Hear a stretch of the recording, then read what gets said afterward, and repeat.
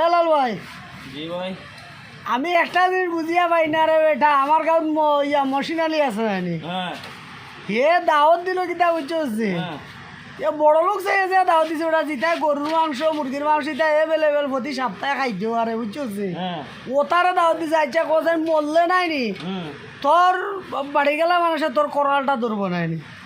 হয় হে কিতার লাগে দাওয়াতটা পাইলো না খোঁজা খাইছে, হে তো 1 কেজি গরুর মাংস খাওয়ার মতন তফিক নাই, হুম কিতা হয়েছে বুঝছো? তো তারে দাওয়াতটা দিলে তো অন্তপক্ষে তো একবেলা তো গরুর মাংসটা খাইতে পারলো না, বা মুরগির মাংসটা বালা মন্দ খাইতে পারলো না। জিতাই নাই নিয়ে রে, পকেট ভরা টেকা নাই নি, আর ব্যাংকও টেকার অভাব নাই, কাঠ মারলেও 20,000 30,000 বার করলে দিতে পারবো না নি।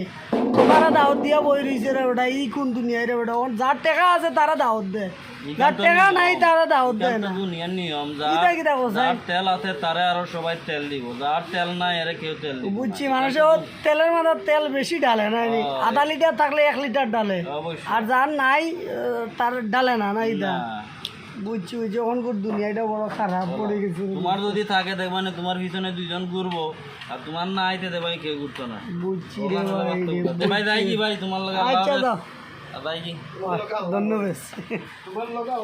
ও ওইলো গিয়ে অহনকর যুগ কিতা হয়েছে বুঝছো নি, এখনকার যুগ বুঝছো নি মিরা ভাই, অহনকর যুগ হয়েছে গিয়া যার টেকা আছে তার সালাম আছে বুঝছো নি, আর যার টেকা নাই তার সালামও নাই